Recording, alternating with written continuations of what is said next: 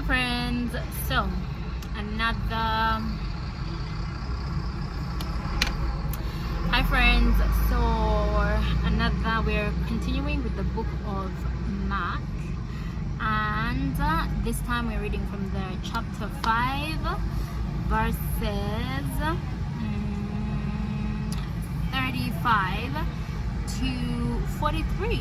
This is where the leader of the synagogue, Jairus, was about to lose his daughter. Then he comes to Jesus and he mentions to Jesus that my child is about to die. Jairus had faith. Jairus knew what Jesus could do. And then while Jesus was still taking care of the crowd, at this point a woman has touched Jesus's cloak, and then Jesus is wondering, who is that person who has touched my cloak?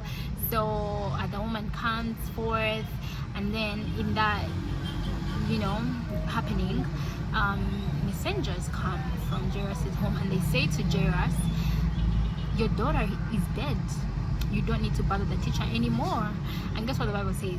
Jesus had them, but he ignored them. And then he went on to go to Jairus' home, where he found the situation upside down. And when he saw this, guess what Jesus did?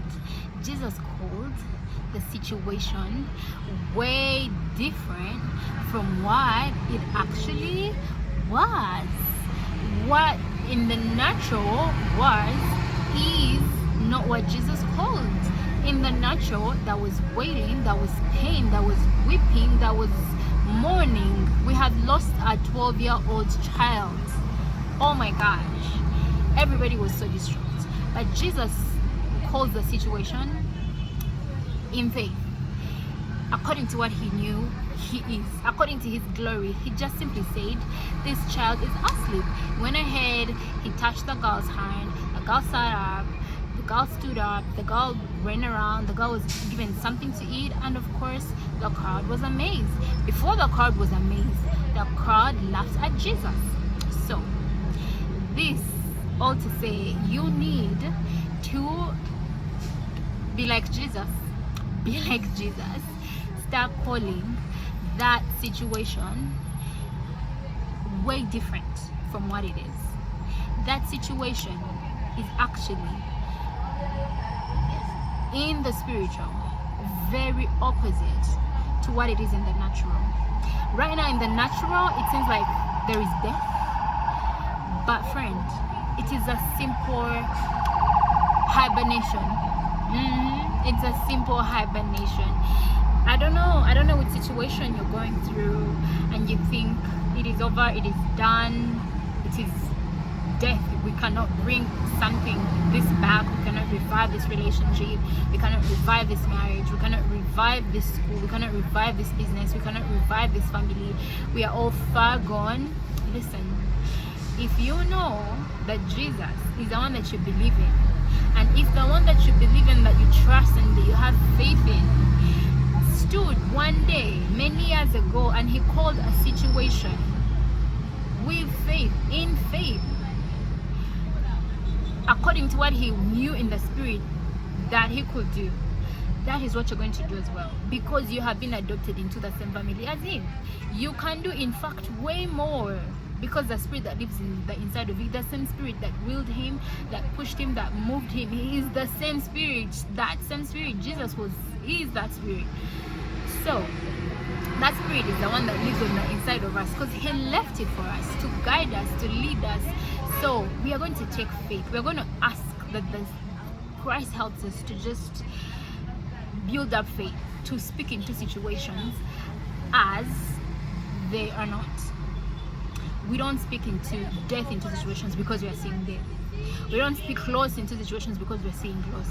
We don't speak, oh my God, the business is forever going to be this little, because it is little in this moment. We don't say, oh my God, what a sad thing, customers have not come because today they did not come.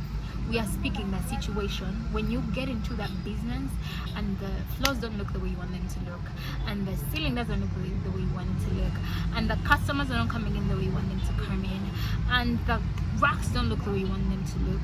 When you get into that home, that marriage, and the husband is not coming back at the time that he needs to come back, the children are not acting the way that they should be acting, the parents are going cray when you walk into that job, that workplace, and letters are being sacked, you know, very soon, because you have not met the criteria, because there is something that has not gone right.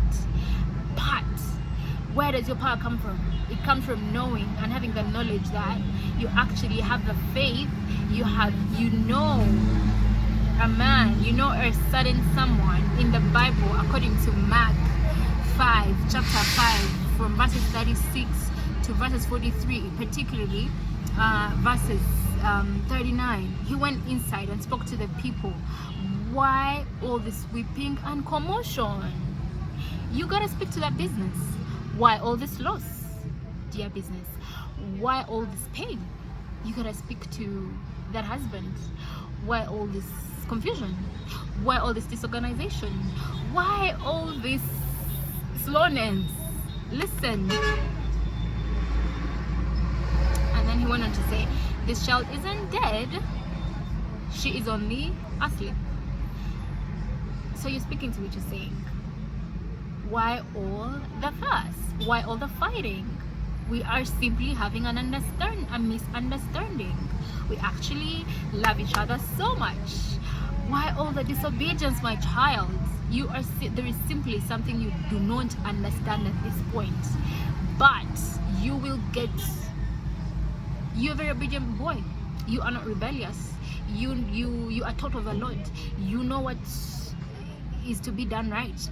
You are speaking to the situation as it is not, as it ought to be, not as the dead situation that it is. That is not. You're not joining in on the party of wailers and weepers.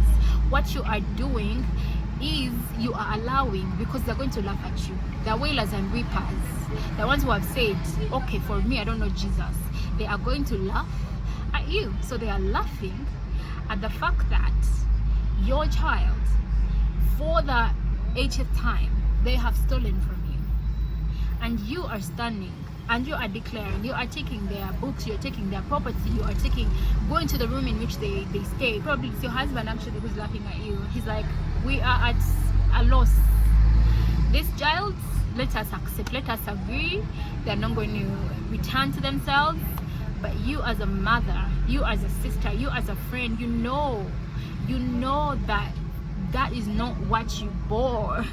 That is not it's not what you see. There is way more, because it is not about us anyway. It's about the Father, it's about the Creator. We didn't create people to be what they have to be. The Father created people to be what they have to be. So you're coming to your husband, you're speaking, because sometimes you are probably mad, or the situation doesn't allow you to face them and tell them. You are simply confused. There is probably a certain sort of charm that is going on around somewhere that needs to be lifted. You are, in fact, now speaking to them and saying, you are a loving husband. You are an emotionally available husband. You are an emotionally available father. You are a provider. You are a protector. That is calling the situation as it ought to be, not as it is. So that is my urge to you today. Just like Jesus did, because if Jesus had the power to do it, because we do as Jesus did. So go on ahead, call the situation as it ought to be. Hi, Gilbert.